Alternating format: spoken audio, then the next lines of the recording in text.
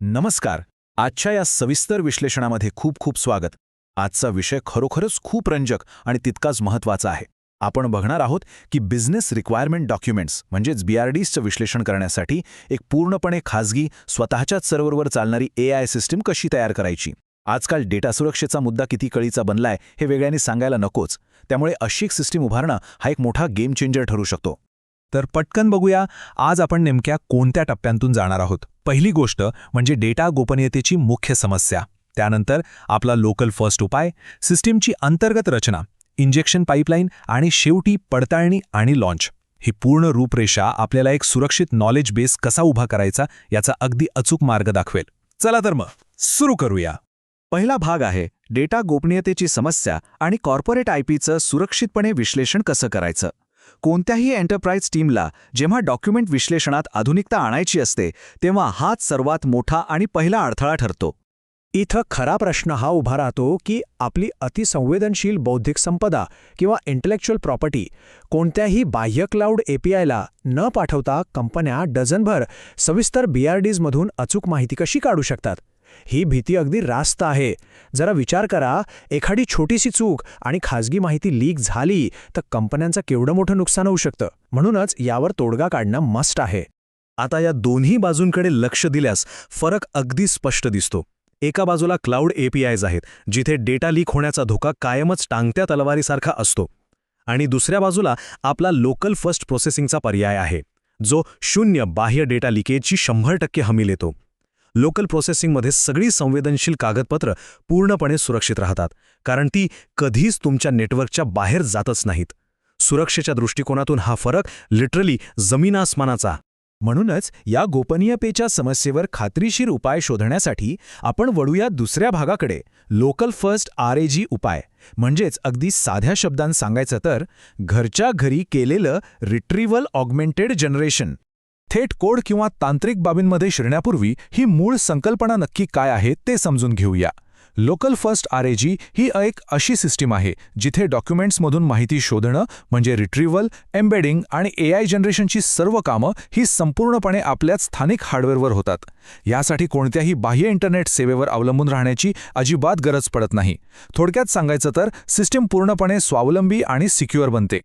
आणि इथला सर्वात महत्त्वाचा मुद्दा हाच आहे, ही रचना शून्य बाह्य डेटा लीकची खात्री देते. कागदपत्र तुमचं स्थानिक मशीन कधीही सोडत नाहीत. या एकाच वाक्यात संपूर्ण सिस्टीमचं महत्त्व दडलंय. ह्याच अभेद्य सुरक्षेच्या जोरावर कॉर्पोरेट संस्था अगदी निर्धास्तपणे AIचा वापर करू शकतात.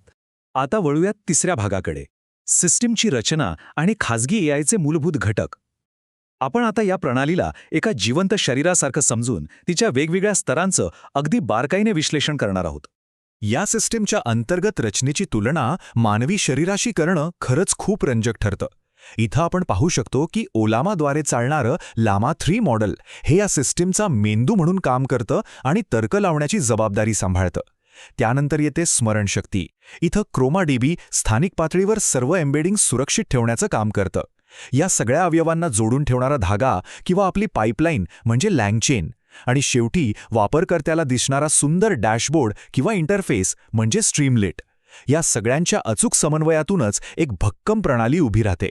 बरं, आता हे सगळं सुरळीत चालण्यासाठी काही पूर्वतयारी करावीच लागते. पहिली गोष्ट म्हणजे सिस्टीमवर पायथनची आवृत्ती 3.11 किंवा त्यापुढील असणं मस्ट आहे. बऱ्याचदा सिस्टीममध्ये जुनं 3.9.6 व्हर्जन असतं, ते आधी अपडेट करून घेणं गरजेचं आहे. सोबतच ओलामा इन्स्टॉल असायला हवं. मॉडेल निवडताना मिस्ट्रलचाही पर्याय आहे, पण लामा 3 8B हे मॉडेल अशा सिस्टीममध्ये तर्क लावण्यासाठी जास्त सक्षम आणि अचूक असल्याचं दिसून येतं. आणि हो, स्थानिक एम्बेडिंगसाठी सेंटेन्स ट्रान्सफॉर्मर्स तर आवश्यक आहेतच. पुढे जाऊयात चौथ्या भागाकडे, इंजेक्शन पाईपलाईन आणि डेटाचा प्रवाह समजून घेणे.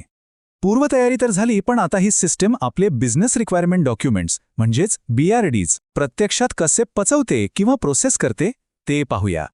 आता थोडी कल्पना करूया की एक अत्यंत गोपनीय डॉक्युमेंट आपल्या सिस्टीममध्ये प्रवेश करत आहे. सर्वात आधी पहिली पायरी म्हणजे लँगचेनमधील डिरेक्टरी लोडर त्या PDF, DOCX किंवा TXT फाईलला गोळा करतं. दुसऱ्या पायरीत रिकर्सिव्ह कॅरेक्टर टेक्स्ट स्प्लिटर त्या सलग मजकुराचं वाचता येण्याजोग्या छोट्या भागांमध्ये विभाजन करतं. आणि तिसऱ्या पायरीत त्याचे एम्बेडिंग्स तयार करून ते ChromaDBमध्ये अत्यंत सुरक्षितपणे साठवले जातात. इथं एक स्मार्ट गोष्ट अशी केली आहे की डेटाचं डुप्लिकेशन टाळण्यासाठी नवीन डेटा साठवण्यापूर्वी जुना डेटा क्लिअर केला जातो.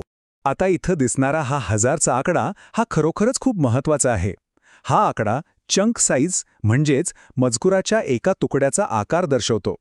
अचूक संदर्भ मिळवण्यासाठी मजकुराचे साधारणपणे 1000 अक्षरांचे तुकडे केले जातात आणि त्यात 100 अक्षरांचा ओव्हरलॅप म्हणजे एक दुवा ठेवला जातो. यामुळे होतं काय तर एआयला कोणत्याही वाक्याचा मागचा पुढचा संदर्भ अगदी अचूक समजायला खूप मोठी मदत मिळते. डेटा साठवल्यानंतर जो अंतिम अनुभव मिळतो तो या स्ट्रीमलीड डॅशबोर्डमुळे. यातील सर्वात भारी आणि उपयुक्त फीचर कुठलं असेल तर ते म्हणजे पूर्ण स्रोत श्रेय किंवा फुल सोर्स ॲट्रिब्युशन. जेव्हा एआय एखाद्या प्रश्नाचं उत्तर देतो तेव्हा ते उत्तर नेमक्या कोणत्या फाईलमधून आणि कुठल्या पानावरील माहितीवरून घेतलं आहे हे अगदी स्पष्टपणे दाखवलं जातं. यामुळे एआयने दिलेल्या माहितीवर आपण डोळे झाकून विश्वास ठेवू शकतो. शिवाय चॅट लूपमुळे संभाषणाचा संदर्भ सलग टिकून राहतो, जो एक उत्तम युजर एक्सपिरियन्स देतो. आता वळूया आपल्या शेवटच्या म्हणजे 5व्या भागाकडे, पडताळणी आणि लॉन्च. स्थानिक अंमलबजावणीची चाचणी करणे. आपली सिस्टीम आता पूर्णपणे तयार आहे, पण ती थेट वापरात आणण्यापूर्वी तिचा शेवटचा टप्पा पार करणं अत्यंत गरजेचं आहे. सगळं काही निर्दोष चाललंय याची खात्री करणं हा सुरक्षेचा बेसिक नियम आहे. थेट खऱ्या आणि अतिसंवेदनशील डॉक्युमेंट्स वापरण्याची रिस्क घेण्याऐवजी इंजिनियर्स काय करतात तर आधी डमी किंवा बनावट टेक्स्ट फाईल्स वापरून ऑटोमॅटेड टेस्टद्वारे पार्सरच्या कार्यक्षमतेची पडताळणी करतात. हे एक अत्यंत सुरक्षित पाऊल आहे. सगळं काही व्यवस्थित चालत असल्याची पूर्ण खात्री झाल्यावरच खऱ्या BRD फाईल्स सोर्स डायरेक्टरीमध्ये टाकून मॅन्युअल पडताळणी केली जाते. यामुळे एखाद्या छोट्याशा तांत्रिक बिघाडामुळे डेटा लीक होण्याची शक्यता अजिबात उरत नाही. तर या सगळ्या सविस्तर विश्लेषणानंतर शेवटी एक मोठा विचार नक्कीच मनात येतो.